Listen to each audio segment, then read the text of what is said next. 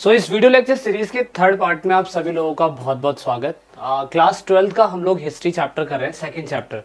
इस वीडियो के रिगार्डिंग में, इस चैप्टर के रिगार्डिंग में हमने पहले से 2 पार्ट अपलोड किए हुए हैं। आप जाके ज़रूर वॉच आउट करने की कोशिश करिएगा। विदाउट वेस्टिंग योर टाइम इस ऐप को ज़रूर डाउनलोड करिएगा ई पाठशाला के, जिसमें आपको क्लास 6 से लेके क्लास 12 तक सारा कंटेंट आपको हमारे ऐप पे अवेलेबल होता है। जाके ज़रूर चेकआउट करने की कोशिश करिएगा।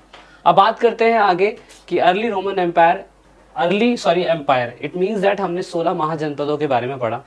उन 16 महाजनपदों में से हमने हर एक महाजनपद की स्पेशल बातें देखी, और उन सारे महाजनपदों में से हमने अकेला मगध के बारे में समझने की कोशिश करी थी। मगध के अंदर अगर हम 0 से 600 साल पुराना पीछे इतिहास को देखते हैं तो हमें ये समझ में आता है कि पूरे मगध के अंदर काफ़ी लंबे समय से पहली डायनेस्टी हरिंका डायनेस्टी, दूसरी शुशुंका डायनेस्टी, और तीसरी आपकी क्या कहते हैं नंदा डायनेस्टी, और चौथी थी आपकी मौर्य डायनेस्टी। चौथे नंबर पे आई हुई डायनेस्टी के बारे में हमें इतिहास थोड़ा बहुत सही तरीके से प्राप्त हो पाता है, क्योंकि बहुत सारे टैक्सेस हमको इससे रिलेटेड मिलते हैं। अब बात हम ये करने जा रहे हैं कि किस तरीके से पूरे अखंड भारत का निर्माण करने वाले अशोक जो थे, उन्होंने किस तरीके से पूरे भारत को जीता, और किस तरीके से उन्होंने नंदा डायनेस्टी को ख़त्म करके पूरे भारत में मौर्य डायनेस्टी की स्टैब्लिशमेंट करी। और मौर्य डायनेस्टी की स्टैब्लिशमेंट करने वाले चंद्रगुप्त मौर्य जो थे, उनके बाद उनका पोता किस तरीके से पावर में आता है, वो हमारे लिए जानना बहुत ज़्यादा ज़रूरी है। क्योंकि एनसीईआरटी सारी बातें नहीं बताती, इसलिए ई पाठशाला पे आप ये वीडियो लेक्चर सीरीज देखते हैं, जिसपे आप बहुत ही डीपली एनालाइज करके चीज़ों को समझने की कोशिश करते हैं। बात करते हैं हम लोग कि Chandragupta led the revolt against the Nanda and overthrown them. ऐसा क्या हुआ था जिसकी वजह से नंदा धनानंद जो थे उनको चंद्रगुप्त ने हटाया, और चंद्रगुप्त ने जैसे ही हटाया तो उसके बाद वो पूरा मौर्य एम्पायर पूरे मगध के अंदर स्टैब्लिश कर देते हैं, और फिर वो अपनी टेरिटरीज को बढ़ाते रहते हैं। उसका एक छोटा सा रीज़न बस आप समझ लीजिए वो क्या है, वही मैं आपको समझा देता हूँ, जिससे आपको पूरा चैप्टर क्रिस्टल क्लियर हो जाएगा। देखिए, अगर आप भारत की बात करें तो जैसे मैंने कहा 16 महाजनपद बोले तो 16 जनपद या स्टेट्स आप बोल सकते हो। ये 16 महाजनपद जो थे ये ऑफकोर्स अलग अलग जगहों पे थे, और यहाँ पे हर एक राजा अलग अलग थे। अब प्रॉब्लम ये थी कि यूनान का एक राजा था, अगर आपको पता हो, यूनान का एक राजा, उसका नाम था Alexander the great. Alexander the great उसको बोलते हैं, वैसे तो पूरा नाम उसका अलेक्जेंडर है। अलेक्जेंडर यूनान का एक राजा जिसने कहा था कि इस पूरी धरती को जीतने के लिए मैं निकला हूँ।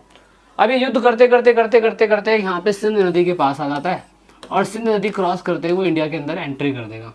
अब क्योंकि उस टाइम पीरियड पे बहुत बड़े विद्वान व्यक्ति हुआ करते थे, जिनका नाम आप सभी लोगों को बहुत अच्छी तरीके से पता होगा, उनका नाम था चाणक्य। आप उनका नाम आप चाणक्य बोल लीजिए, आप उनका नाम विष्णुगुप्त बोल लीजिए, या आप उनका नाम क्या कहते हैं कौटिल्य बोल लीजिए, सारे नाम उन्हीं के ही पुकारे जाते हैं। अब उस टाइम पीरियड पे सबसे ज़्यादा शक्तिशाली अगर कोई डायनेस्टी थी तो वो उस टाइम पीरियड पे क्या कहते हैं मगध के अंदर जो नंदा डायनेस्टी थी वो थी। अब होता ही है कि भाई विद्वान जो चाणक्य हमारे हैं वो उनके पास जाते हैं, और ये कहते हैं कि देखिए पूरे भारत को कैप्चर करने के लिए, पूरे भारत को जीतने के लिए एक यूनान का शासक अलेक्जेंडर जो है वो बस सिंध नदी पार करके भारत में घुस जाएगा और पूरे भारत को जीत लेगा, आप कुछ नहीं कर पाओगे। और उस टाइम पीरियड पे जो धनानंद था वो अपनी शक्ति में, अपनी पावर में बहुत ज़्यादा चूर हो रखा था, और उसकी स्टेटमेंट बस इतनी सी थी कि भैया जब वो मेरी डायनेस्टी तक या मेरी टेरिटरी तक आएगा ना, मैं जब देख लूँगा उसको। और उसको धक्के मार के, चाणक्य को धक्के मार के उन्होंने अपने साम्राज्य से निकाल दिया। उसका बदला लेने के लिए चाणक्य ने एक व्यक्ति को ढूंढा और उसे एक महान पुरुष बनाया, वो थे चंद्रगुप्त। चंद्रगुप्त को शास्त्र विद्या से शस्त्र विद्या सारी सिखाने वाला अगर कोई है तो वो है चाणक्य, और चाणक्य को कौटिल्य बोला जाता है। कौटिल्य को बनाने वाला चंद्रगुप्त जो है, चंद्रगुप्त को बनाने वाला कौटिल्य है, और कौटिल्य ही धनानंद को खत्म करने वाला है। अब इस तरीके से आपको एक छोटी सी आइडिया लग गई है कि एनसीईआरटी में क्या चीजें नहीं बताई गई है, वो इतना इतिहास बता भी नहीं सकते। अब बात ये थी कि नंदा डायनेस्टी के राजा जो धनानंद थे वो हटे क्यों, तो people raise revolt against unpopular monarchy. Even वहाँ के लोगों ने भी यही चाहा कि राजा जो है यहाँ पे पावर में ना रहे, क्योंकि वो राजा जो था वो जनता से टैक्स लिया करता था और ऋषि मुनि को खुश किया करता था, उनसे टैक्स लेता नहीं था। दूसरी बात आप कह सकते हो कि वहाँ के जो क्या कहते हैं अनअकाउंटेबल राजा थे, उनको उखाड़ फेंकने के लिए जनता ने भी चंद्रगुप्त मौर्य का साथ दिया था। इस तरीके से आप ये कह सकते हैं कि चंद्रगुप्त मौर्य जो है वो मौर्य डायनेस्टी के फाउंडर बनते हैं। और भारत में 321 BCE यानी कि 0 से 300 साल पीछे अगर आप चले जाएं, वहां पे इस व्यक्ति ने उस टाइम पीरियड पे क्या कहते हैं पूरे के पूरे मतलब एम्पायर को खड़ा किया और नंदा डायनेस्टी के धनानंद को ख़त्म किया। और फाइनली उसकी जो बेटी होती है, मतलब बहन होती है, सॉरी, दुर्धरा उनका नाम होता है, उससे शादी कर लेते हैं। और इस तरीके से यहाँ पे आप देख सकते हैं इनका नाम, चंद्रगुप्त का नाम अफगानिस्तान की लैंग्वेज के अंदर, यूनान की लैंग्वेज के अंदर सेंट क्रूज बोला जाता है। उसके पीछे का रीज़न ये था कि उन्होंने अपनी टेरिटरी को बढ़ाने के लिए सेल्यूकस की बेटी हेलेना से शादी करी थी।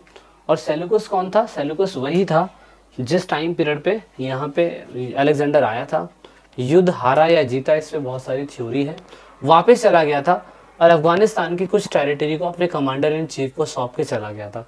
और जो कमांडर इन चीफ थे वो थे आपके सेल्यूकस निकेटर, और सेल्यूकस निकेटर की बेटी से शादी करने वाले चंद्रगुप्त मौर्य ही थे, इसलिए उनको ये ज़मीन भी गिफ्ट के रूप में मिली थी।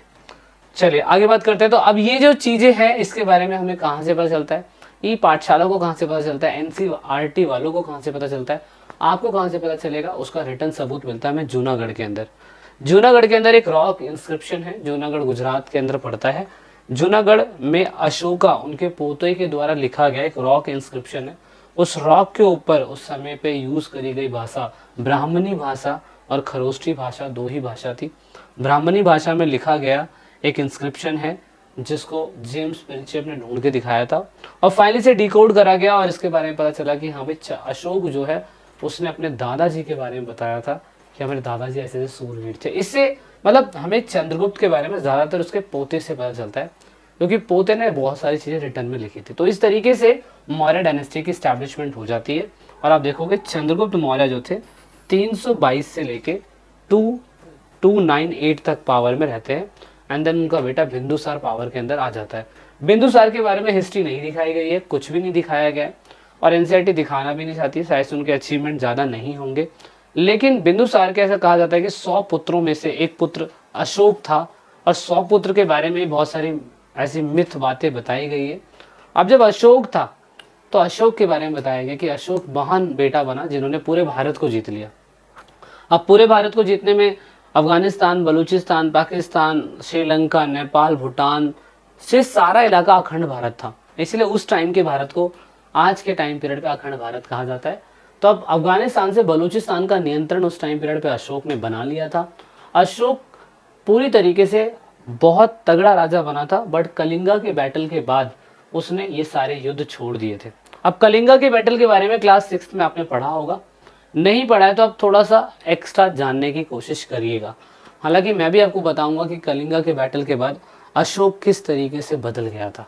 ठीक है, तो यहाँ पे चंद्रगुप्त का टाइम पीरियड जानना है, बिंदुसार का जानना है और अशोका का टाइम पीरियड जानना है। अशोका के टाइम पीरियड में देख सकते हो 268 से लेके 32 BC के टाइम पीरियड में था। 261 BC के टाइम पीरियड में कलिंगा बैटल हुआ था और कलिंगा बैटल वही है जहाँ पे मैंने अभी बताया कि हाथी गुफा केव यानी कि भुवनेश्वर में जो केव, एलिफेंट का केव है, वहाँ पे इन सब के सबूत मिलते हैं। तो कलिंगा इसलिए बहुत फेमस जगह मानी जाती है। अब ये अखंड भारत के आप इमेज देख सकते हो, उस टाइम पीरियड में भारत कितना बड़ा था, आज प्रेजेंट टाइम में कितना छोटा हो चुका है। तो अगर मौर्य साम्राज्य के बारे में पता लगाएं तो हमें कैसे पता चलता है उनके बारे में? नंबर 2, अशोक ने बहुत सारे रॉक इंस्क्रिप्शंस बनाए। अशोक बुद्ध धर्म से ज़्यादा प्रभावित हो गया था तो उसने उस टाइम पीरियड पे कहा जाता है कि 84,000 स्तूपों का निर्माण करवाया था और 84,000 स्तूप में आप कह सकते हो कि बहुत सारे पिलर्स भी थे। उन पिलरों पे उसने कुछ ना कुछ लिखवाया मैसेजेस के लिए, क्योंकि अर्ली टाइम पीरियड में व्हाट्सएप मैसेज और फेसबुक मैसेज नहीं था कि आपने बस एक बार पहुंचाया और सभी तक पहुंच गया, वो भी नहीं था। तो इसी वजह से इन चीज़ों पे लिखा गया। अब यहाँ पे जो दूसरा हमें सोर्स मिलता है वो इंडिका बुक मिलती है। इंडिका बुक क्या है दोस्तों? अगर आप लोगों को मैंने भी पहले भी बताया पिछले पार्ट में कि उस टाइम पीरियड पे सोर्स जानने के लिए 2 ही रीज़न होते हैं, या तो कुछ मटेरियल रिमेन्स मिल जाए या टेक्स्ट में कुछ मिल जाए। और 321 BC का टाइम पीरियड तो ऐसा आ चुका था कि उस टाइम पीरियड पे पेपर जैसी चीज़ें नहीं थी, नामात्र थी, लेकिन लोगों ने लिखना कहीं ना कहीं चालू करा था। तो लिखने के लिए बहुत सारी विधियाँ थी, तो लोग इंस्क्रिप्शन पे लिखते थे और रॉक एडिक्ट्स होते थे। तो जानबूझ के अशोका उन चीज़ों पे लिखवाने की कोशिश करता था जो लंबे समय तक चले। लेकिन मेगास्थनीज कौन है? मेगास्थनीज मैंने जैसा बताया आपको कि जब अलेक्जेंडर द ग्रेट मर जाता है, वापस चला जाता है, तो ये अफगानिस्तान के प्लेस में यहाँ पर सेलूकस निकेटर जो है वो यहाँ पे राज कर रहा होता है। और यहाँ पे चंद्रगुप्त जो है ना, बैटल लड़ने के लिए, इस इलाके को जीतने के लिए आता है। तो यहाँ पे सेलूकस निकेटर की बेटी से वो शादी कर लेता है हेलेना से। हेलेना के साथ यूनान से आया हुआ एक ग्रीक एम्बेसडर जो था मेगास्थनीज। और मेगास्थनीज आप कह सकते हो कि हेलेना के साथ आया था भारत को देखने के लिए। तो चंद्रगुप्त के टाइम पीरियड में मेगास्थनीज बहुत भारत को घूमा, और भारत में उस समय कंडीशन कैसी थी, सारी चीजें मेगास्थनीज ने इंडिका बुक के अंदर मेंशन करी। तो इस तरीके से आप ये कह सकते हैं कि मेगास्थनीज चंद्रगुप्त के टाइम पीरियड पे एक पढ़ने वाला सोर्स बहुत अच्छा था, जिसके बारे में उस टाइम पीरियड पे क्या कहते हैं, मेगास्थनीज ने लिखा। दूसरा, चंद्रगुप्त के टाइम पीरियड पे जो कौटिल्य पंडित थे यानी कि चाणक्य थे, उन्होंने बताया कि किस तरीके से मंत्री, गृह मंत्री, मिनिस्ट्री, सिपाही किस तरीके से शासन को चलाना चाहिए, किस तरीके से कौन किसके प्रति जिम्मेदार होना चाहिए। ये बंदा उस टाइम पे बिना किसी वकालत के पढ़े इस व्यक्ति ने उस समय पे अर्थशास्त्र लिख दिया था। आज का अर्थशास्त्र इकोनॉमिक है, जिसका रिलेशन पैसों से रिलेटेड है, लेकिन उस टाइम का अर्थशास्त्र था राजनीति से रिलेटेड। आज का जो कॉन्स्टिट्यूशन आपको दिखाई देता है उसमें बेसिक प्रिंसिपल्स और पिलर्स चाणक्य के द्वारा बनाए गए अर्थशास्त्र पे ही बेस्ड है। तो बहुत अच्छी बात थी। और उस टाइम पीरियड पे बुद्धिस्ट और जैन के द्वारा लिखे गए बहुत सारे ग्रंथ, बहुत सारी चीजें थी जो हमें मौर्य साम्राज्य की याद दिलाती रहती है। अब अशोक इतना बड़ा राजा था तो उसने 84,000 स्तूप, चट्टाने और यहाँ पे स्तंभ बनवाए थे। अब कह सकते हैं मेजर रॉक एडिक्स जहाँ जहाँ पे आपको दिखाई दे रहा है, मैं आप में फिल करने के लिए आ सकता है। पिलर, माइनर रॉक, टेरेस्टोरियन क्या कहते हैं, लिमिट्स, कहाँ कहाँ तक उसकी क्या कहते हैं साम्राज्य फैला हुआ था। अब अशोक ने, क्योंकि मगध में सबसे ज्यादा क्या कहते हैं ये चीजें हमें देखने को मिलती है, तो आप आज भी बिहार जाएंगे तो बिहार के मगध में जब आप जाते हैं या आप पटना के अंदर जाते हैं तो आपको अभी भी आपको बहुत बड़े बड़े मोनोलिथिक से बने हुए पिलर दिखाई देंगे। ये एक ही ईंट से या एक ही पिलर से बनाए गए पत्थर है। इन पत्थरों के ऊपर बहुत सारे आपको क्या कहते हैं जानवरों के निशान या अलग अलग चीजें मिलेंगी, क्योंकि वो बुद्ध धर्म से बहुत प्रेरित थे। कलिंगा के वॉर के बाद अशोक पूरी तरीके से अपने आप को बदल लेते हैं और अपने टाइम पीरियड पे एक सिद्धांत बनाते हैं और उस सिद्धांत को धम्मा कहते हैं। अगेन मैं आपको कह रहा हूँ, धम्मा किसी प्रकार का धर्म नहीं है। जैसे अशोक ने धम्मा बनाया था, आने वाले कई हजारों साल के बाद अकबर भी अपने टाइम पीरियड पे सुलह कुल बनाते हैं। तो सुलह कुल एक तरीके का कोई धर्म नहीं है, सुलह कुल एक तरीके के रूल्स और प्रिंसिपल्स है। जब किसी राजा को लगता है कि मेरे साम्राज्य के अंदर अलग अलग धर्म के लोग रहते हैं तो उनके बीच में शांति बने रहे, तो ऐसे वो सिद्धांतों का निर्माण करते हैं। तो ऐसे में सुलह कुल और अशोक का धम्मा लगभग एक समान है, क्योंकि अशोक को लगता है कि मेरा साम्राज्य इतना बड़ा है ना कि मैं सभी को एक ही बारी में मैसेज नहीं भेज सकता, मैं सभी से मिल नहीं सकता, मैं सभी को एक जैसा नहीं देख सकता, पर मैं सभी को उन सिद्धांतों को फॉलो करवाने के लिए बता सकता हूँ जो मुझे लगता है कि आने वाले समय तक हमारा साम्राज्य बना रहेगा। उसके लिए इन्होंने क्या किया, उसके लिए कहानी शुरू होती है अशोक के धम्मा से। और धम्मा के कुछ बेसिक रूल्स एंड प्रिंसिपल्स हैं। उसके लिए बड़ों का सम्मान करो, दूसरा ब्राह्मण्स के प्रति जीनियस रहो, दयावान रहो, जो तुम्हारे गुलाम हैं, स्लेव्स हैं, सर्वेंट हैं, उनके प्रति दयालु रहो, और रिलीजियस टॉलरेंस रखो, अपने ही धर्म की बढ़ाई मत करो, सभी धर्म समान हैं। तो फिर अशोका ने ऐसा नहीं करा, अशोका ने इस चीज को फैलाने के लिए अपने भारत के अंदर एक स्पेशल अपॉइंटमेंट करी ऑफिसर्स की, और उसको महामत्ता के नाम से पुकारा जाता है।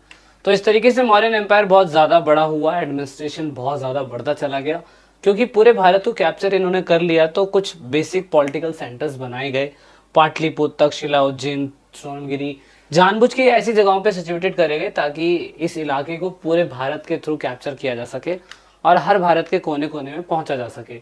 हर भारत के अंदर जितने भी ये पॉलिटिकल सेंटर्स बनाए गए थे, यहाँ पे गवर्नर अपॉइंट करे गए, यहाँ पे टैक्सेशन सिस्टम को सही कराया गया, revenue system, judiciary system, bureaucrat system यानी कि नौकरशाही, न्यायपालिका, और साथ में प्रशासन व्यवस्था को मौर्य साम्राज्य के द्वारा बहुत अच्छा बनाने की कोशिश करी गई।